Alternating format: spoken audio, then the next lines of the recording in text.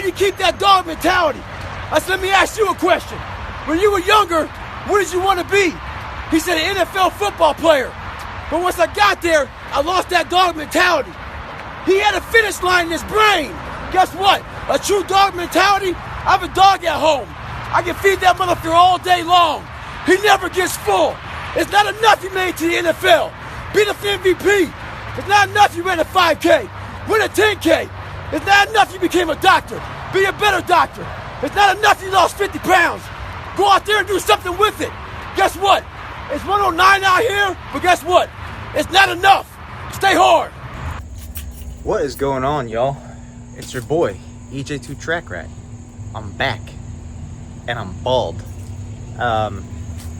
So I made the decision to start posting about prep for the 2026 season because I honestly missed you guys. 2023 was such a long time ago, and I really had a lot of fun posting about building that car, and it made me feel like someone. And it's funny because I spent a lot of 2024 and this year volunteering and coaching and working with different organizations in the racing space. And I very quickly learned that I am not someone. The racing community is small, but it ain't that small. Still an amateur racer at this point. But yeah, I've been busy. So what have I been up to? So, 2024, I was kind of finishing up my graduate studies. So I got my master's in business administration, and I've been kind of investing and building myself back up since the championship run that I did in 2023. I've done a lot of volunteering with NASA Northeast. I've been doing group leading with them in the DE1 classroom. And I've also been working with the Urban Youth Racing School through my small business consulting business. So I started a small business consulting firm called Solomon Solutions. And so that's something that I've been working to build up this year. And I've been trying to sort of expand on entrepreneurial endeavors and do well in my own career, but it's a shaky economy. So the point of this series is basically to go over finishing this car for 2026. It's still going to be an H2 car. That's the plan for now. And it's going to be K series. So that's the idea. But it's a shaky economy, like I said. So you never know what might happen. We can hope for the best, but that's kind of all we can do right now. If something bad happens, I'm going to keep you guys involved in it, kind of like a personal vlog, right? But anyway, let's start by updating you on what's been done to the car. So, kind of messy right now. The car.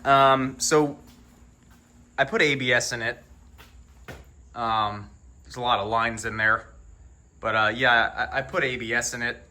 And because the car actually never had ABS. It was I had a bias valve that was controlling the hydraulic bias front and rear, but that was kind of it. It was very simple, no ABS. So that should help a lot in the rain. But we have ABS in the car, and then as I mentioned before, it's K-swapped. But if you followed my older videos and you kind of are only familiar with those, you might say, wow, Dylan, this looks like a different car. And that's because it does look like a different car. So we stripped this whole engine bay down, and we took all of the paint off. I mean, there was battery acid all back here. It was disgusting. And so, the goal with this was not necessarily to make like a show car, but it was kind of to make an engine bay that had 2K clear on it so that, if I did get brake clean on it or if I got brake fluid on it, it wouldn't just melt the paint off. It would stay there, and then I could troubleshoot leaks and things like that because I'd be able to see where the leaks are coming from. So I wanted to make it durable. So the paint job is probably like a 6 out of 10. But if you're standing far away, it's a 10 out of 10. And I did it all with rattle cans in true EJ2 Track Rat fashion. I did some metal work here to block this off as well. And not only that, but I reinforced the engine bay. So the engine bay on this car, when I ran at Champs, I was taking corners in the S's at pit race. And when I was in the left-hand corner of the S's, the car just kind of wasn't taking a set. It would kind of bounce when I tried to make the car take a set.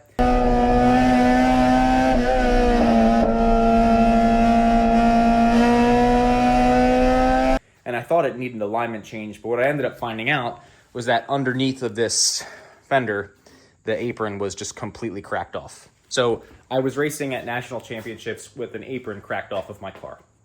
Not ideal. So we went and we stitch welded everything, and we stitch welded it with flux core. That's right, flux core. Eat your heart out. And it actually turned out pretty good. So, you know, this is all 2K clear, but it's all flux cored. And another thing that we did was we braced the shock towers to the cage. That was a lot of work. That was probably the hardest part of this project because underneath of this dash bar and the steering column, you know, there's a clutch pedal. So you have to modify the clutch pedal to get the down bar to go in there. It's literally awful, horrible. But yeah, that's kind of where the car is sitting at. And so today we're just going to be doing some work. My buddy Steve Giangiulio is coming over. He was the NASA instructor of the year last year with NASA Northeast. He's a really good dude. I've been getting really heavy into NASCAR because I've been working with what's called the Urban Youth Racing School. And the Urban Youth Racing School is a school out of Philly. It's a nonprofit, and they're trying to make a NASCAR driver out of a youth who is from like a disenfranchised neighborhood, a person of color, someone who might be a woman, things like that, to bring more diversity into the sport of NASCAR. So I've been doing a lot of simulator training with that and kind of helping them get organized in that aspect. But it's made me a huge NASCAR fan. So as a result, we're going to be watching NASCAR on the TV. It's going to be pretty sick. But yeah, let's get to some work here. All right. We're in the wilderness, boys and girls. The ants are making a nest in this bumper that I got on Rock Auto. But good news is I left it outside and they come shipped folded up, and now it doesn't have the creases anymore. So we're making progress. But yeah, these doors have been sitting under a tarp for like a year. So we should probably like get this up on here and then yeah.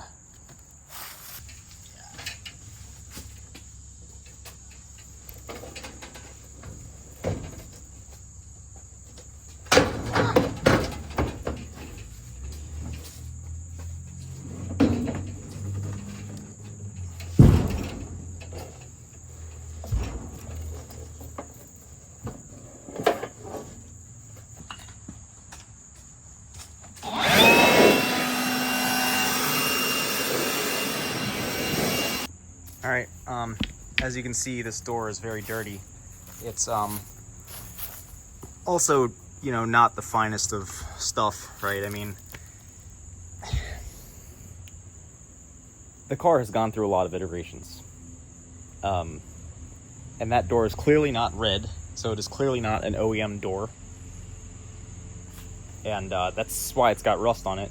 But it's been on the car forever.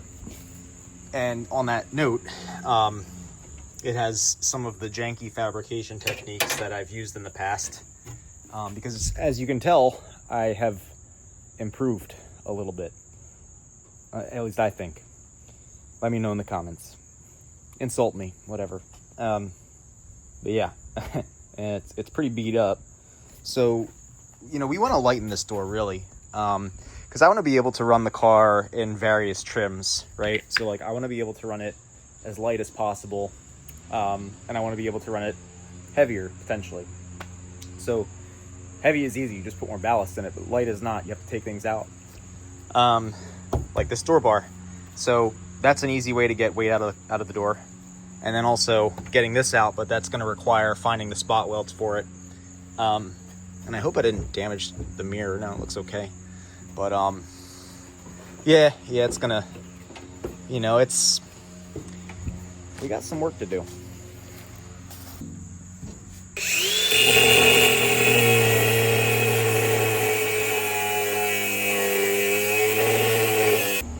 right, so this is my first rodeo, so don't judge me, but there's some spot welds here. Hard to see them, so I'm gonna take a brass wire wheel, and oh, look at the ants. And I'm gonna take the paint off so that I can see where the spot welds are and drill them out. Yeah, the cutoff wheel is not big enough to get in here. So it's like just at the bottom, which is good because I'm not cutting through the door skin. I was trying to be really careful with that, but it's also taking longer as a result. So, you like my glasses?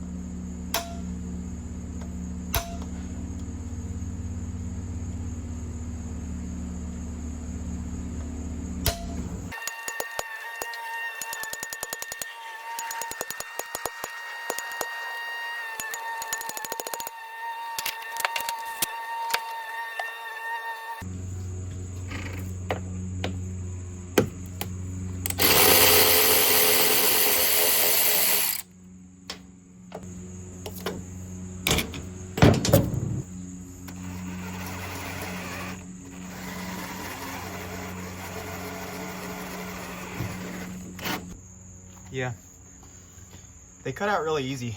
It's amazing what happens when you have like fresh drill bits. I got these on clearance at Lowe's. I think I'm gonna go buy some more because they're actually really good. They were like $11 for this whole thing.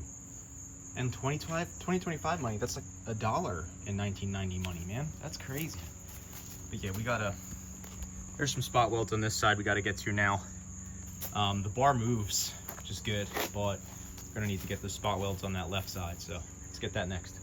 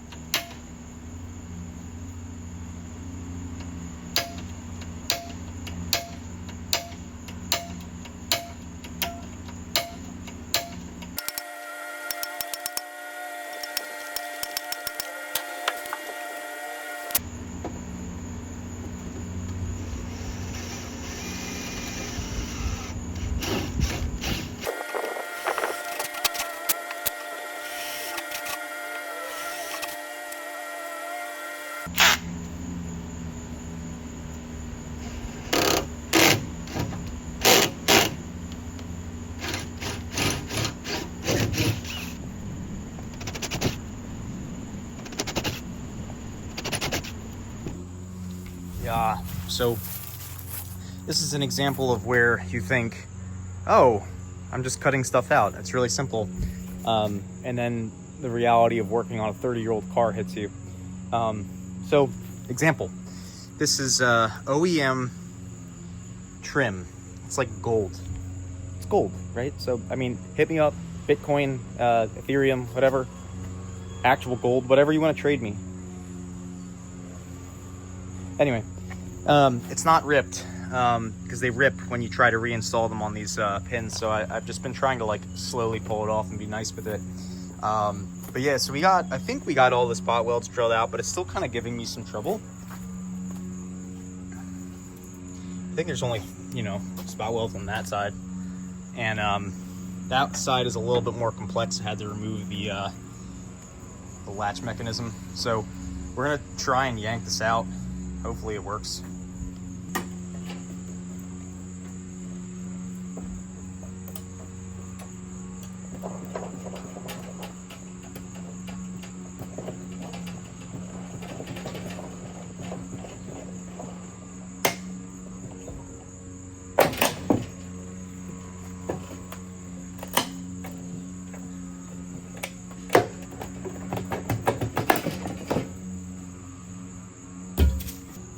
spot welds actually drilled out pretty easy. Like I said, those drill bits are nice and sharp. So as you can see, these edges are really rough. So when I first built this car, if you don't know, I learned everything about building cars with this car. Everything. So I built it from the ground up, everything except for the cage. And even the cage now I'm playing with. I painted it. And so with that being said, the craftsmanship on these cuts are not exactly very nice.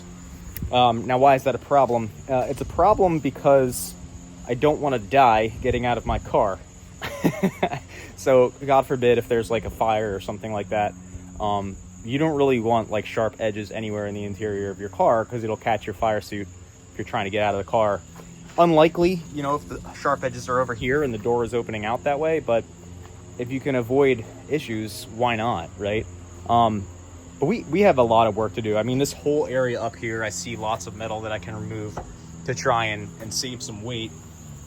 But again, it's just one of those things where you're like, oh, this is going to be easy. And then, nope.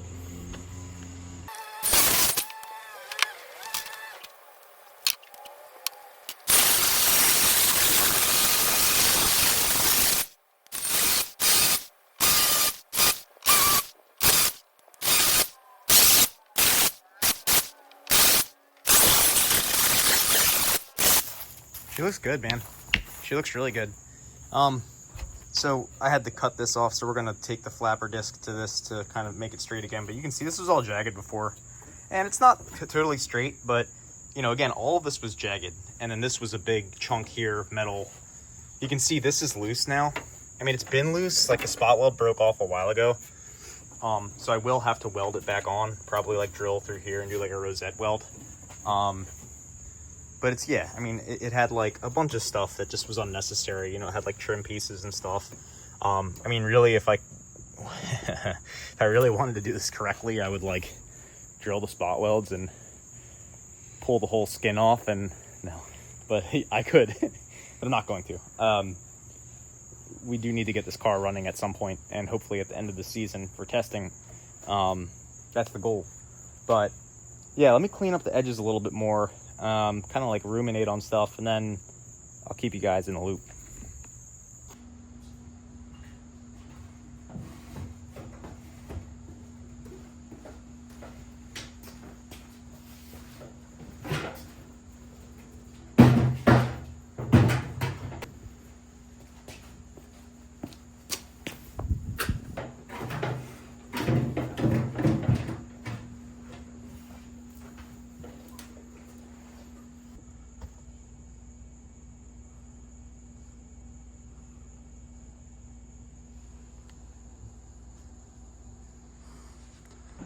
All right, as they say, a grinder and paint make me the welder I ain't. This metal did not want to weld. I mean, yeah, it's flux core, so it's hard to control the heat for sure. And it's, you know, thin 30-year-old Honda metal, but I mean, it just burned right through. But this, on this side, was okay. I'm not sure that this part is actually even welded. I think it is. But yeah, it was rough. It was rough getting that done. Doesn't have to look perfect. It just has to not kill me when I try to get out of the car and look a little bit better than it did before. And so far, I think I am mostly on the right track. But yeah, so this is stiff now, stiff as it could be. It is, you know, still regular Honda metal. And then what I think I'm gonna do is I'm going to take like, you know, a braided steel wire so I can just pull to open that instead of using this, because that's kind of, it's a race car, you know what I mean? All right, now the next the next problem is that, man, I still got, looks like I'm a raccoon, yo. So the next problem that I have is that I actually don't have the spray paint that I need. You know, my goal was to just kind of use like whatever I had laying around. And I mean, I do have all these cabinets like full of stuff, but like, yeah, there's no paint in there.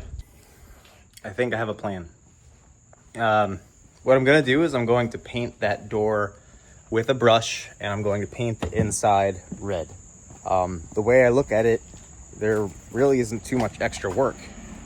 So I'm not going to mask anything, right? I mean, we're just going to remove this trim, like this weather stripping, and then we're just going to paint it with a brush, I think. Because I need brush paint anyway for like the interior of the car, and that way it'll kind of match, which would be cool. Unfortunately, when I was drilling out the spot welds, I did nick the door here. This is the worst of it. It's really annoying, but you know, I do have plans to wrap this car for 2026. But I mean, for a door that's been sitting outside for a year, I'm really not mad. So, all right, y'all, we are back. So after a cool $112 at Lowe's for stupid BS, like hand wipes and bug spray, I'm back in the garage, and we are here with Steve. He's got his Ford, and we're doing some brakes. Well, he's doing brakes, and we got NASCAR on in the background. What you know about NASCAR on in the background? Nothing. You don't know nothing about that. What? Yeah, turning left at Daytona. So yeah, the door is outside. I'm going to show you all that. So that's a bumper. Sorry, but we cleaned the door off. This is the door. We, you know, blew all the leaves out with a leaf blower. Got it nice and clean with some window cleaner, and then we're just gonna brush on Rusto red because race car. There was like an unprecedented amount of seagulls out here. Bro, they're still there. Birds! My sons! My sons! Birds! There's so many seagulls. I got my bird in the window too. Ah! Dude, birds are awesome. Pidgey. Bird! Look at all the birds. There's so many birds.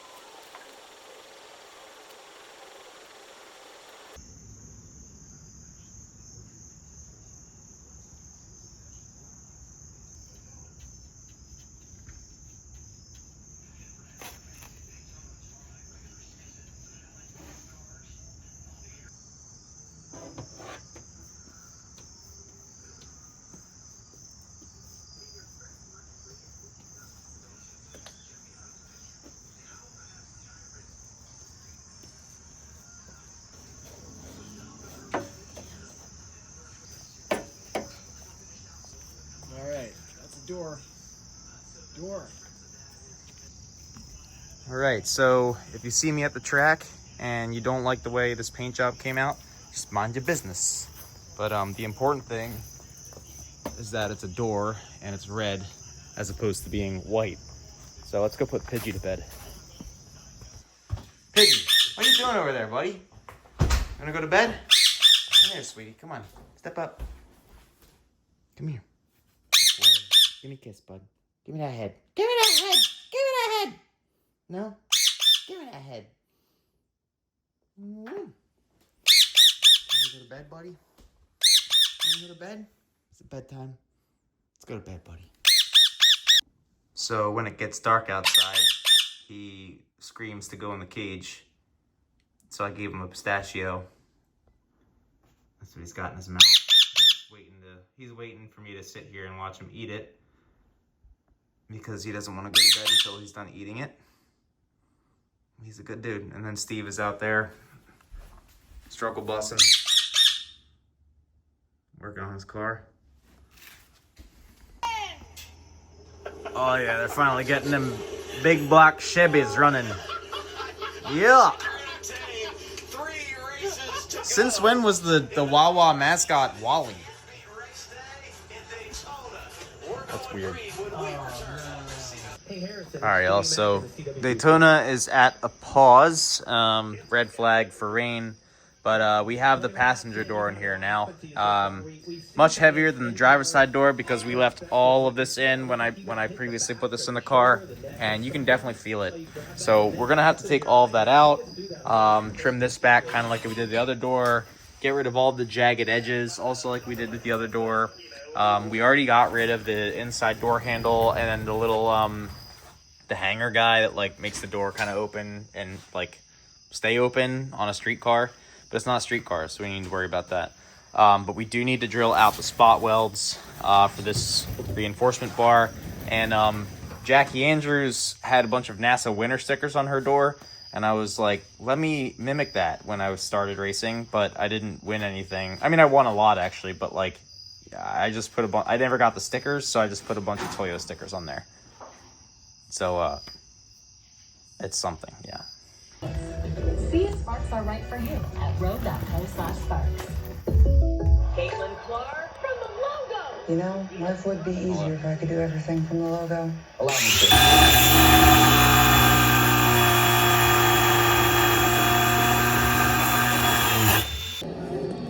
Yeah, that was a wild finish.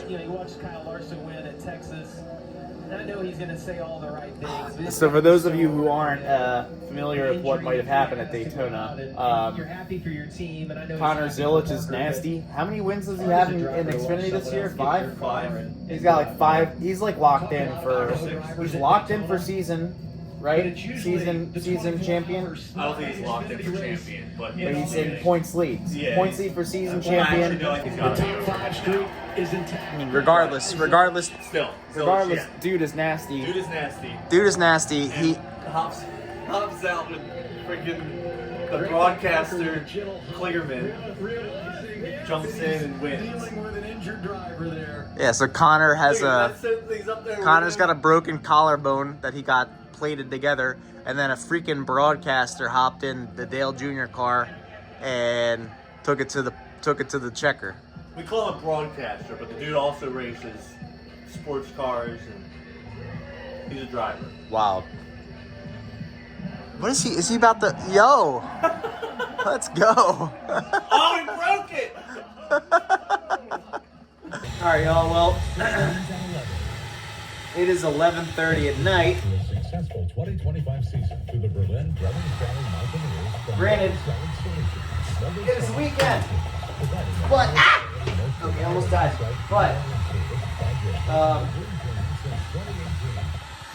it's late, and